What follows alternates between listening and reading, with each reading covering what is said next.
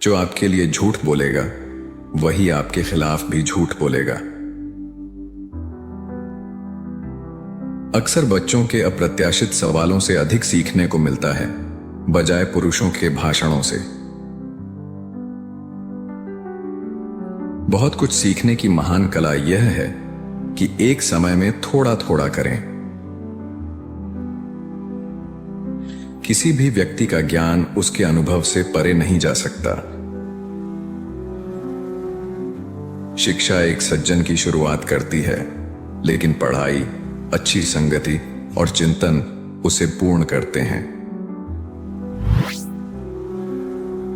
मैंने हमेशा यह सोचा है कि मनुष्यों के कार्य उनके विचारों के सबसे अच्छे व्याख्याकार होते हैं।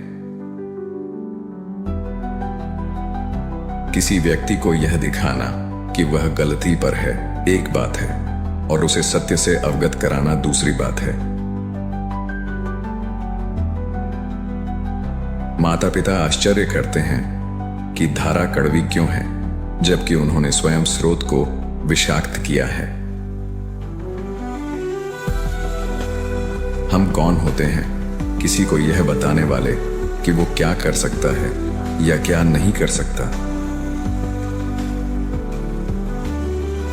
नए विचारों पर हमेशा संदेह किया जाता है और आमतौर पर उनका विरोध किया जाता है, केवल इस कारण से कि वे पहले से आम नहीं होते। जैसे आंखों के लिए प्रकाश होता है, वैसे ही समझ के लिए ज्ञान होता है। हमारी आय हमारे जूतों की तरह होती है। अगर बहुत छोटी हो तो वो हमें कष्ट और पीड़ा देती है, लेकिन अगर बहुत बड़ी हो तो वो हमें ठोकर मारने और गिराने का कारण बनती है। अधिकांशतः फैशन कुछ नहीं बल्कि धन का दिखावा है। जब लोग एक ही स्थान पर लगातार चलते रहते हैं तो एक रास्ता बन जाता है। अपनी ताकत को जानने पर ही हम ये बेहतर समझ पाएंगे कि किस कार्य को सफलता की उम्मीद से हाथ में लेना चाहिए। जो चीजें आपके पास नहीं हैं, उन्हें उन चीजों का उपयोग करने से न रोकें जो आपके पास हैं। पुस्तकों के साथ हम महान व्यक्तियों के कंधों पर खड़े होते हैं। स्वतंत्रता का अर्थ है दूसरों द्वारा लगाए गए बंधनों और हिंसा से मुक्त होना। बच्चों में जिज्ञासा ज्ञान की भूख होती है। बच्चों के मूर्खतापूर्ण कार्यों में पूरी तरह से लिप्त होने और अपना समय नीरसता से बिताने का मुख्य कारण यह है कि उनकी जिज्ञासा को अवरुद्ध किया जाता है और उनकी पूछताछ को नजरअंदाज किया जाता है। अच्छाई और बुराई, इनाम और सजा एक तर्कसंगत प्राणी के लिए केवल यही प्रेरणाएं हैं। व्यक्ति की खुशी या दुख अधिकतर उसके अपने ही कर्मों का परिणाम होता है। मुझे मत बताओ कि मैं क्या नहीं कर सकता। हर आदमी अपने साथ एक कसौटी लेकर चलता है। अगर वह इसका उपयोग करना चाहे तो असली सोने को सतही चमक से, सत्य को दिखावे से अलग कर सकता है, और वास्तव में इस कसौटी का उपयोग और लाभ, जो कि प्राकृतिक बुद्धि है, केवल पूर्वाग्रहों को अपनाने, अति विश्वास और अपने दिमाग को संकीर्ण करने से ही खराब होता है और खो जाता है। लड़ाई में सफलता का मतलब है अपने प्रतिद्वंद्वी से उस तरह से नहीं लड़ना जैसा वह चाहता है। सत्य को सत्य के लिए प्रेम करना इस दुनिया में मानव पूर्णता का मुख्य भाग है, और यह सभी अन्य गुणों का बीज है। विवेक हर चीज में हमारा अंतिम निर्णायक और मार्गदर्शक होना चाहिए।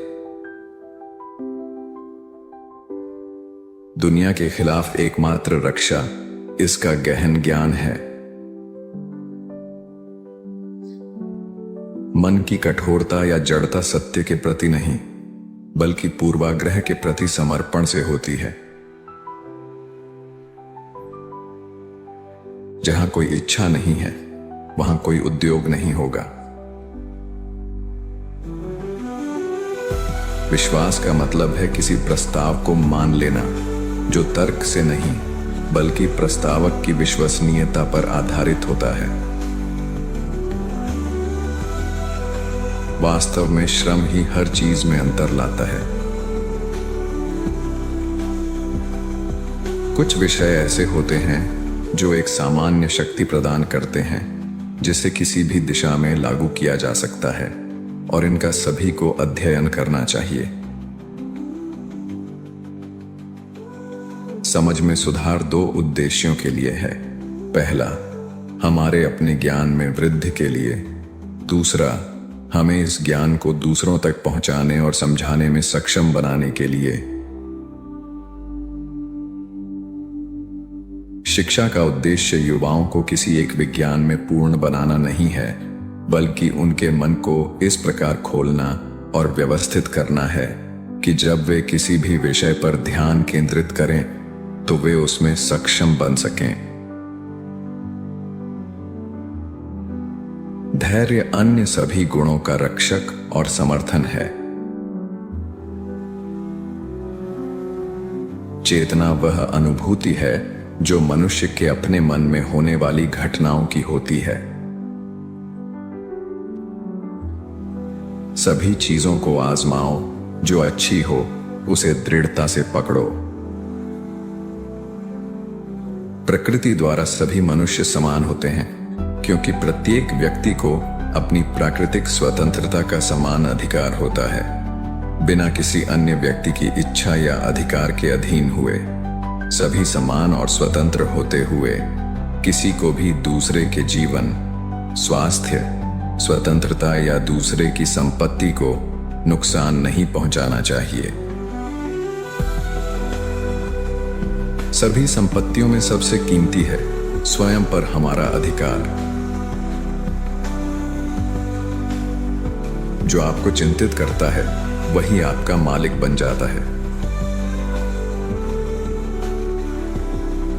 लोग सरकार को वह शक्ति नहीं सौंप सकते जो उनके लिए स्वयं करना अवैध हो। कानून का उद्देश्य समाप्त करना या प्रतिबंधित करना नहीं है, बल्कि स्वतंत्रता को सुरक्षित और विस्तारित करना है, क्योंकि सभी सृजित प्राणियों की स्थितियों में जो कानून के सक्षम हैं, जहां कानून नहीं है वहां स्वतंत्रता नहीं है। इच्छा का अनुशासन चरित्र की पृष्ठभूमि है। पढ़ने से मन केवल ज्ञान की सामग्री से भरता है। यह विचार करना है जो हमारे द्वारा पढ़ा गया है उसे अपना बनाता है। जहां कानून समाप्त होता है वहीं अत्याचार शुरू होता है। विद्रोह लोगों का अधिकार है। हर व्यक्ति का अपने ही व्यक्तित्व में अधिकार होता है। इस पर केवल उसी का हक होता है और किसी का नहीं।